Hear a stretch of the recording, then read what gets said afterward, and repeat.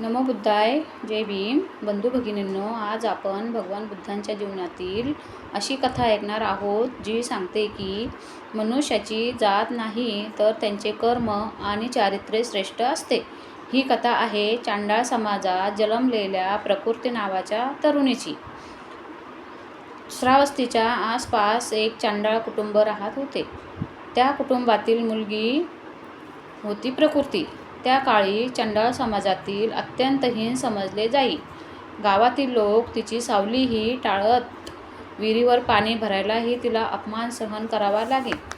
प्रकृतीच्या मनात एकच प्रश्न असे, मी माणूस नाही का? माझ्यात आणि इतरांमध्ये फरक काय? एके दिवशी भगवान बुद्धांचे प्रमुख शिष्य आनंद स्थविर भिक्षाटन करत होते. चालत चालत ते एका विहिरीजवळ आले. तेव्हा त्यांनी प्रकृतीला पाणी भरताना पाहिले. आनंद म्हणाले, भगिनी, मला थोडे पाणी देशील का? प्रकृती घाबरली. ती म्हणाली, भंते, मी चांडाळ कन्या आहे. माझ्या हातचे पाणी तुम्ही कसे पिणार?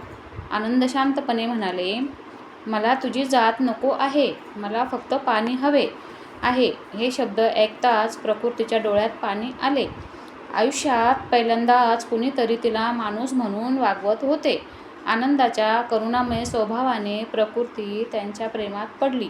तिने ठरवले, मी विवाह करणार असेल तर आनंदाशीच करेन. तिने ही गोष्ट आपल्या आईला सांगितली. प्रकृतीची आई तांत्रिक क्रिया विद्या जाणत होती. तिने विविध उपचार करून आनंदांना आपल्या घरी आणण्याचा प्रयत्न केला. परंतु आनंद स्थविर आपल्या शील आणि साधनेत अडळ राहिले. कोणत्याही मोहाला बळी पडले नाही.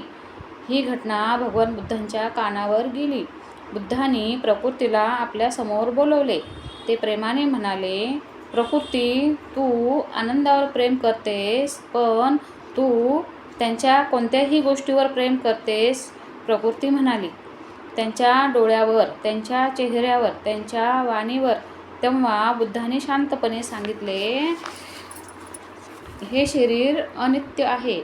आज सुंदर दिसणारे शरीर उद्या वृद्ध होईल, रोगी होईल आणि एक दिवस नष्ट होईल. हे नाशवंत आहे. त्यावर आसक्ती ठेवली तर दुःख निर्माण होते. बुद्धांचे शब्द प्रकृतीच्या मनाला स्पर्शून गेले. तिला समजले की ती शरीरावर मोहित झाली होती, सत्यावर नाही.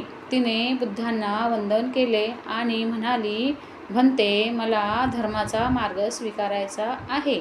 प्रकृतीने संसाराचा मोह सोडला आणि नवे जीवन जगू लागली. तिने बुद्धांचा धम्म स्वीकारला. साधनाशील आणि प्रज्ञेच्या बळावर तिच्या जीवनात मोठा बदल झाला. तिचा समाज तिरस्कार होता. ती स्त्री धम्म मार्गावर आदरणीय बनली. तर या कथेचा संदेश अत्यंत महान आहे. तर पहिला संदेश, माणसाची ओळख त्यांच्या जातीने नाही तर त्यांच्या आचरणाने होते. दुसरा संदेश, करुणा माणसाचे जीवन बदलू शकते. तिसरा संदेश, आसक्ती दुःखाला जन्म देते. चौथा संदेश, धम्म सर्वांसाठी समान आहे. पाचवा संदेश, प्रत्येकाला परिवर्तनाची संधी आहे. तर बंधू भगिनींनो, चांडालिका प्रकृतीची कथा आपल्याला समता, करुणा आणि नित्यता यांचा अमूल्य संदेश देते. भगवान बुद्धांनी समाजातील भेदभाव नाकारून प्रत्येक मनुष्याला समान मान दिला. जर तुम्हाला ही कथा आवडली असेल तर व्हिडिओला लाईक, शेअर करा आणि अलका गणेश 123 या चॅनलला सबस्क्राईब करायला विसरू नका. कथा ऐकल्याबद्दल धन्यवाद.